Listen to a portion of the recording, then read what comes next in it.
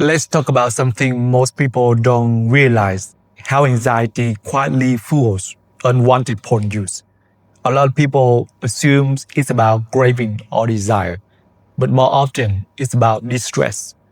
When anxiety hits, maybe you'll feel restless, rejected, bored, or tense.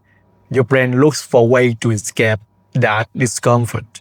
And porn for many has become that escape hatch. It gives quick relief, a moment of calm, a surge of dopamine that feels like control again. But when the screen goes dark, what's left is often guilt and shame. And those emotions trigger more anxiety, which sends you right back to the same escape. So the real struggle isn't about porn, it's about the thinking patterns that keep your anxiety alive and your choices small. When we start believing everything our anxious mind tells us, it's like being trapped in a hall of mirrors. The reflection looks real, but it's distorted. That's why learning to spot thinking errors, the common distortion in how we interpret stress, failure, and urges, is one of the most powerful steps in breaking free. Let's go through the 10 most common ones that show up in this journey. The first one is catastrophizing. This sounds like if I don't relieve this tension, I go crazy. It's the brain's way of turning discomfort into danger. But the truth is, this is just discomfort, not danger. Feelings rise, peak, and pass on their own. You can remind yourself, this will pass. I don't need to escape to survive this feeling. Next is fortune telling. That's when you tell yourself, I'll never break this habit. You predict the future based on your fear instead of facts.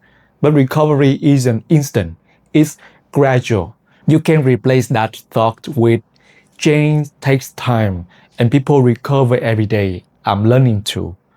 Number 3 is mind reading. You assume you know what others think about you. If people knew, they think I'm disgusting. But here's the reality. Everyone struggles in private ways. People who love you don't measure your worth by your worst moments. A healthy reminder is, others have their own battles. I can still be respected and loved. The fourth one is overgeneralization. It's that sweeping statement that says, I failed once, so I always fail. It takes one data point and turns it into a destiny. But one slip doesn't erase progress. Every time you try again, you're training your brain and body to handle things differently. Tell yourself, this attempt taught me something new, and that means I'm growing. Next comes all or nothing thinking. You might hear, either I'm totally clean or I'm hopeless. That black and white mindset ignores the reality that growth is messy. Progress happens in layers, not straight lines. A better way to see it is, partial success is still success. Every small win counts. The sixth one is emotional reasoning. This one's sneaky. It sounds like, I feel ashamed, so I must be bad. But emotions don't equal truth. Shame doesn't define who you are. It only signals that something inside you needs care.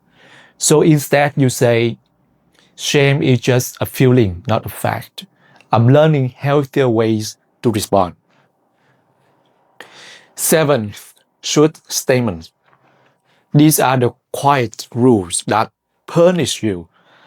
I shouldn't feel sexual urges, but urges are part of being human. The problem isn't the feeling itself, it's how we respond to it. You can shift it to, having urges is human. I'm learning to respond, not react.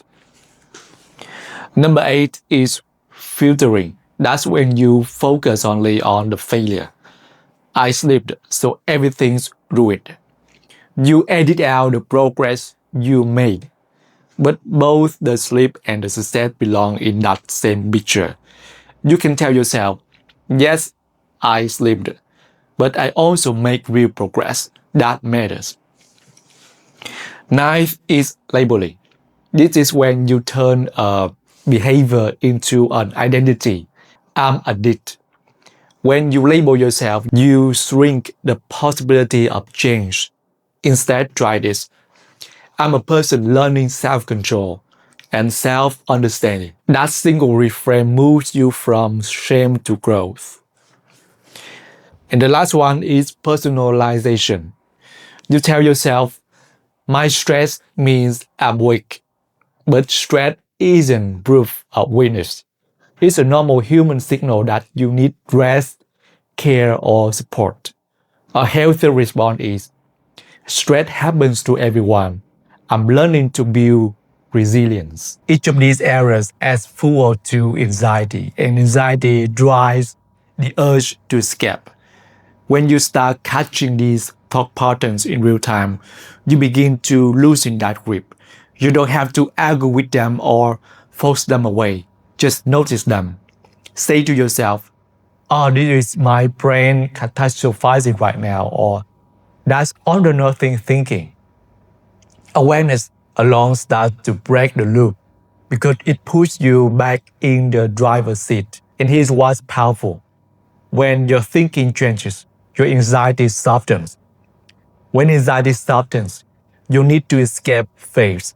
And that's where real change begins, not by fighting your thoughts, but by understanding them. So as you go through your day, practice noticing which of these thinking patterns show up for you. Write them down, catch them in the act, and then gently replace them with the more balanced truth you just learned. You start to see that the thoughts that used to send you running don't hold the same power anymore. Because now you're not reacting, you're aware. And awareness is what breaks the cycle for good.